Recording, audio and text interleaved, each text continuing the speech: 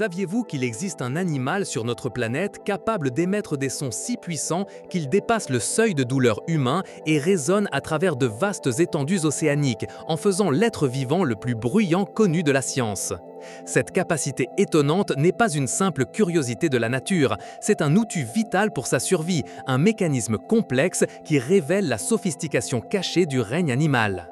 Aujourd'hui, nous allons nous immerger dans un univers sonore inimaginable, explorant le surprenant top 10 des animaux les plus bruyants de la Terre et découvrant les raisons fascinantes qui poussent à ces extraordinaires explosions sonores.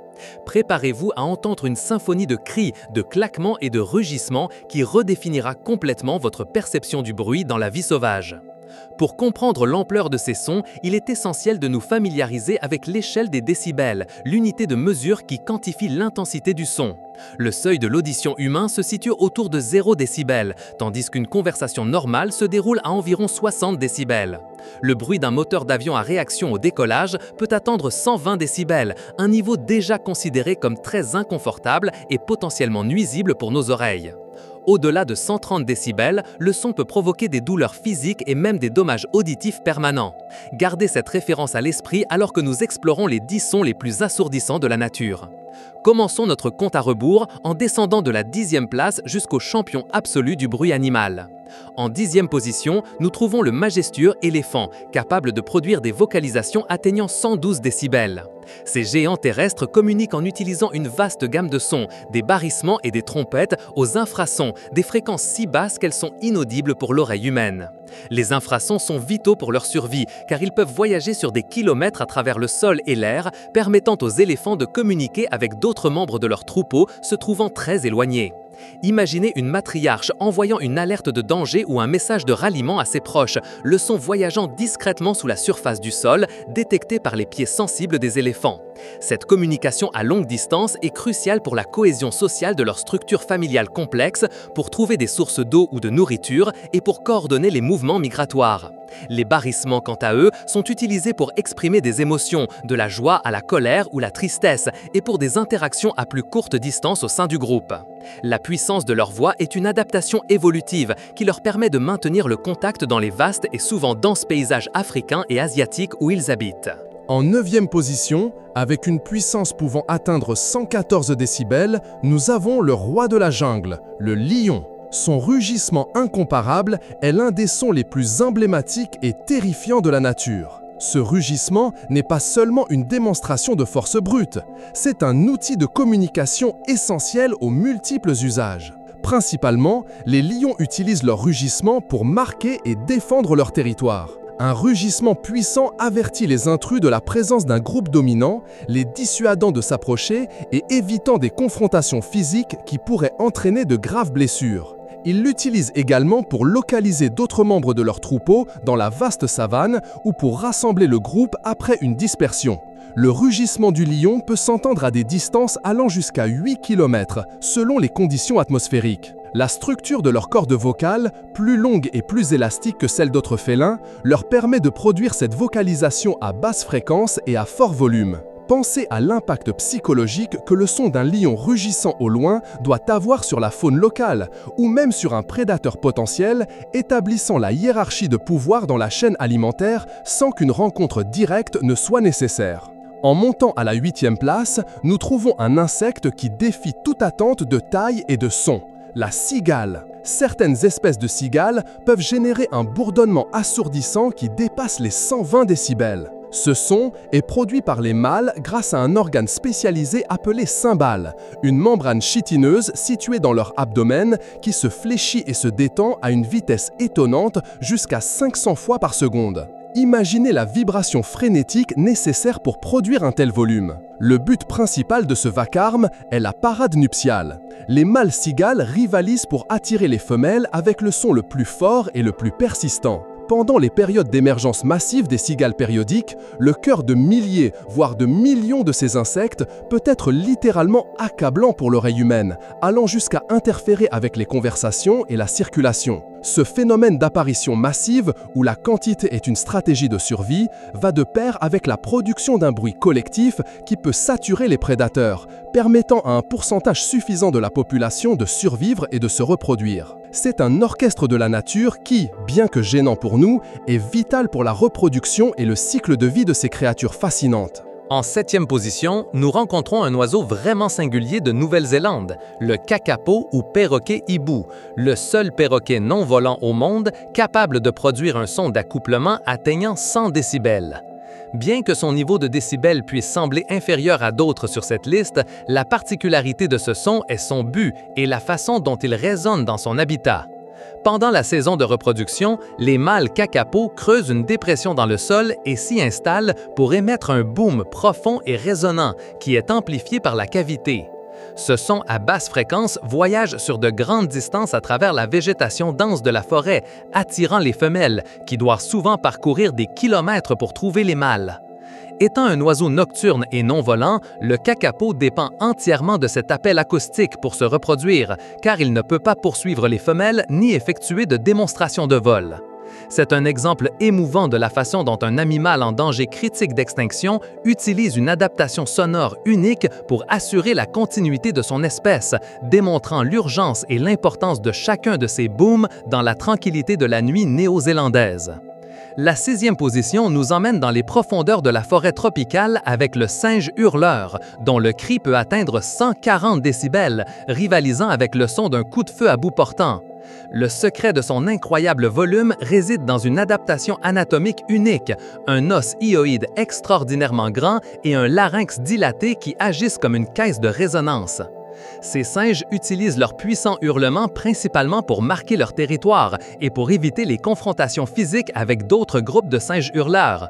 Au lieu de se battre pour les ressources ou les aires d'alimentation, ils préfèrent résoudre les litiges de manière acoustique, une stratégie énergétique beaucoup plus efficace et moins dangereuse.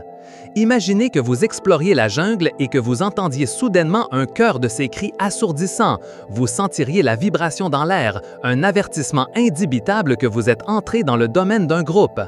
Le son peut voyager jusqu'à 5 km à travers la jungle dense, établissant clairement les limites invisibles de leur territoire et annonçant leur présence à tout rival.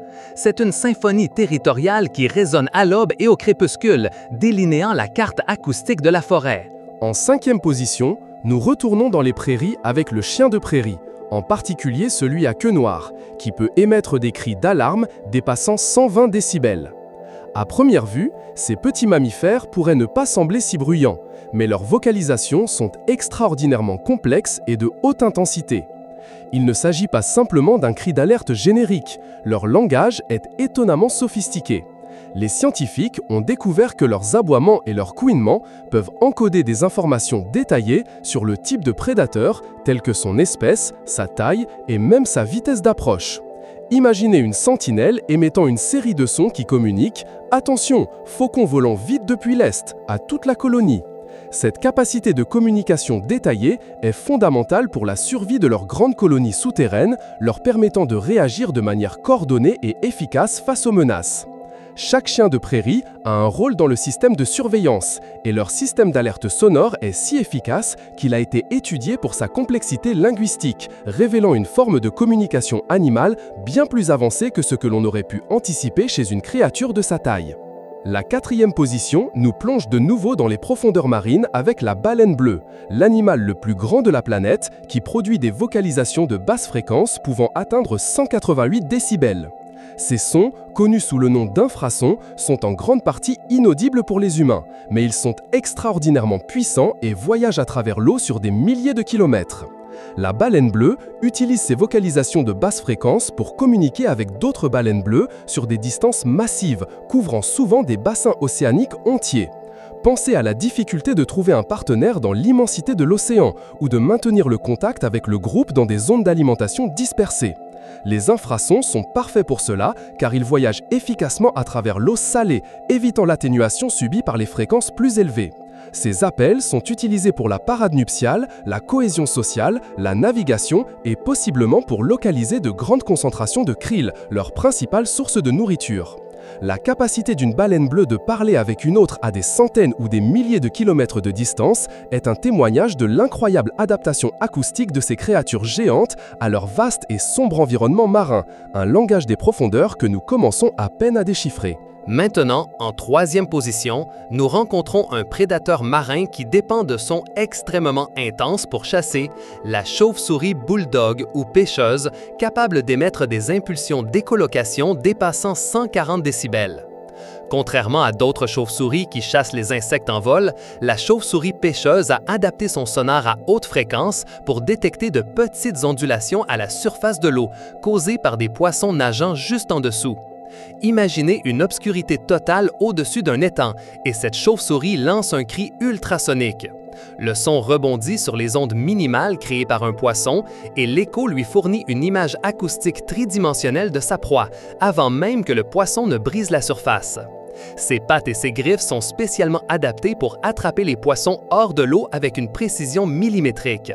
L'intensité de ces impulsions est cruciale car le son s'atténue rapidement dans l'air et doit être extrêmement puissant pour que les échos soient détectables à une distance effective.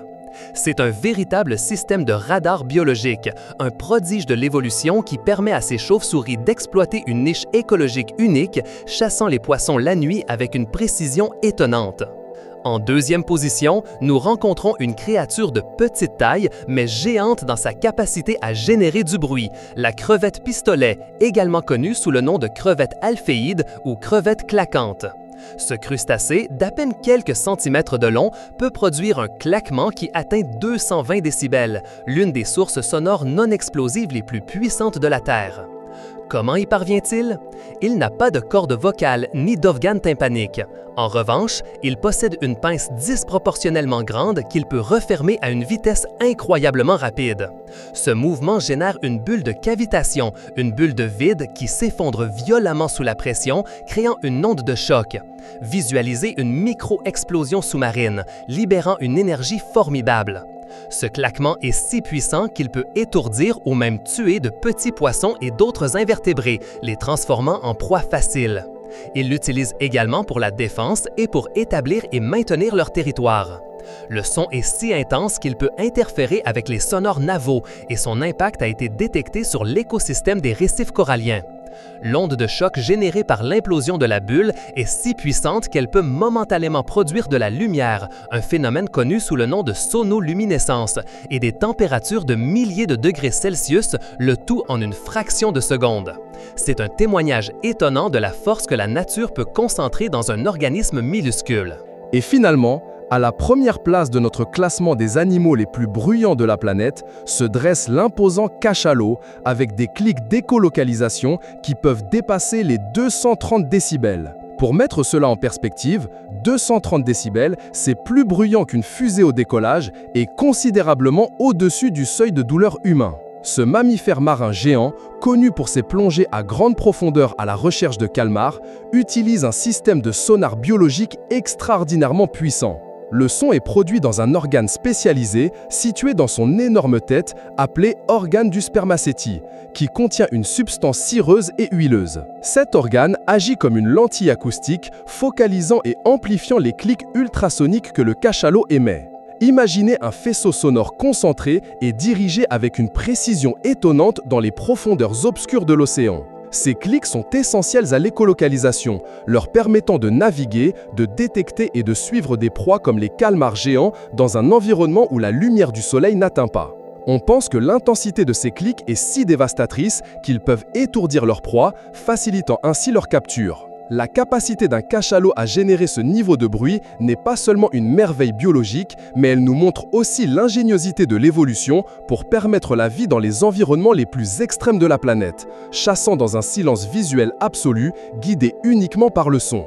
Des infrasons subtils qui parcourent les océans aux claquements assourdissants qui étourdissent les minuscules proies, chacun de ces animaux nous offre une fenêtre sur la complexité et la diversité de la communication dans le règne animal. Nous avons exploré comment le son n'est pas seulement du bruit, mais un outil de survie vital, une adaptation évolutive qui définit l'existence de ces créatures dans leurs habitats respectifs. Chaque rugissement, chaque claquement, chaque cri est une manifestation de la vie, de la lutte pour l'existence et de l'étonnante capacité de la nature à trouver des solutions ingénieuses aux défis de la survie. Ces créatures, avec leur voix puissante, nous rappellent l'immensité et la merveille de notre planète et l'importance de protéger ces écosystèmes où de telles prouesses biologiques sont possibles. Si cette immersion dans le monde des sons animaux les plus percutants a résonné en vous et vous a ouvert les yeux sur la fascinante vie sauvage, nous vous invitons à rejoindre la communauté d'Explorando. Pour ne manquer aucune de nos futures aventures, assurez-vous de vous abonner à la chaîne, d'activer la cloche de notification, de laisser un like sur cette vidéo si vous l'avez appréciée et de laisser un commentaire en nous disant lequel de ces animaux vous a le plus surpris. Votre soutien nous aide à continuer d'explorer et de partager les merveilles de notre planète.